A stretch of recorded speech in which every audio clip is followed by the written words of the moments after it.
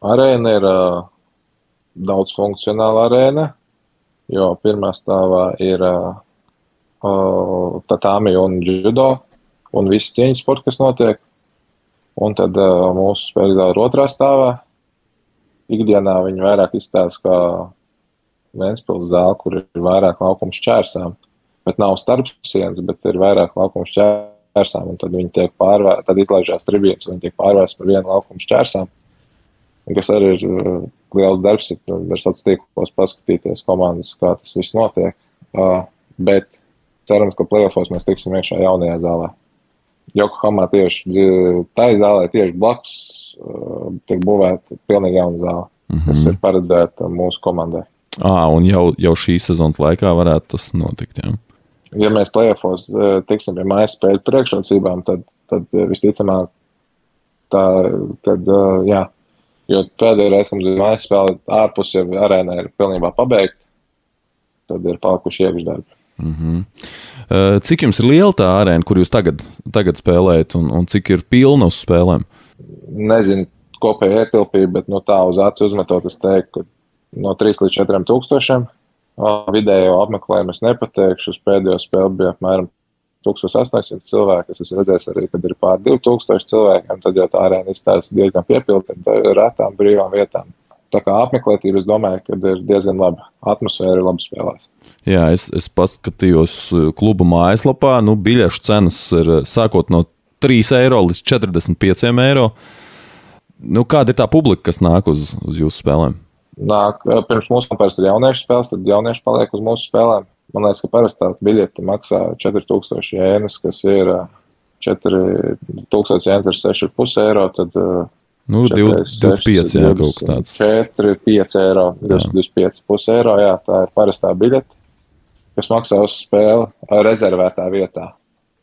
Un tad ir tā pirmā sekcija, kas ir tuvāk laukumam, un nerezervētas vietas ir jau lētāk, kas ir, tu nopēc biļeti neizsēdi, kur vienkārši ir brīvs.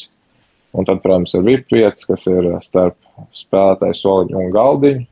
Un tas, tad mums ir daudz jauniešu, un arī tie, kas izpilda mums puslaikā, ir jauniešu D grupas, un viss tas notiek nāk uz spēlēm, tad ir daudz tie lojālie fani, kuriem ir ļoti daudz fanu atribūtika. Viņiem ļoti patīk, ir fanu atribūtika šeit.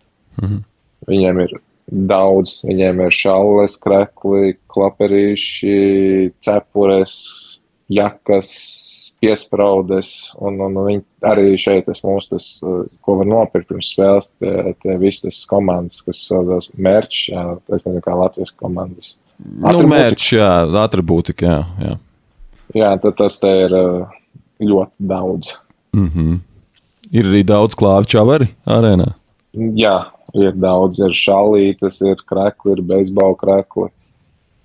Jā, var novērot, bet ļoti viņiem patīk vietējie spēlētāji. Es izlasīju jūsu klubu mājaslapā arī. Labi, ka ir Google iespēja iztulkot angļu valodā mājaslapas, bet es izlasīju, ka tur ir tāda sadaļa skatītāju etiķete un noteikumi. Jums ir arī tādi aktīvie fani, vai vairāk viņi ir apzīmējumi kā skatītāji? Viņi ir skatītāji. Mēs esam izklaidi, un viņi ir skatītāji. Viņi sēž. Mēs viņiem pieskarties nedrīkstam. Pēc spēles mums ir jāatstāja laukums, līdz viņi visi iziet ārā, un tad mēs varam atgriezties laukumā. Ir daudz dažādu noteikumu. Tā jau laikam tas stereotips par Japāņiem noteikumiem, tad te ir daudz dažādu noteikumu. Tur neviens nebļaus, bungas nav, spēlēs skan mūzika.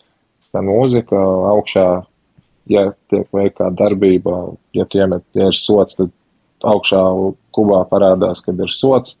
Ko tas nozīmē, kāds tieksmes traktējums par visām nesportiskām, kad iemet ar sodu 3 punktu metienu, 2 punktu metienu, viss parādās augšā kubā viņiem priekšā. Tā kā izglīto skatītāju, jā? Jā, pirms spēles tiek parādīts katra pozīcija, ko katra pozīcija laukumā dara.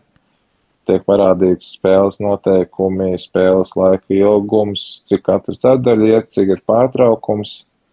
Tā, viņi ļoti tiek izglītot, jā, kas par katru spēles sastāvdā.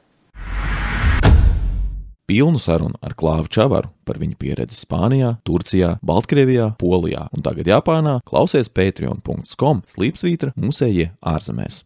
Links uz sarunu tepat zem video.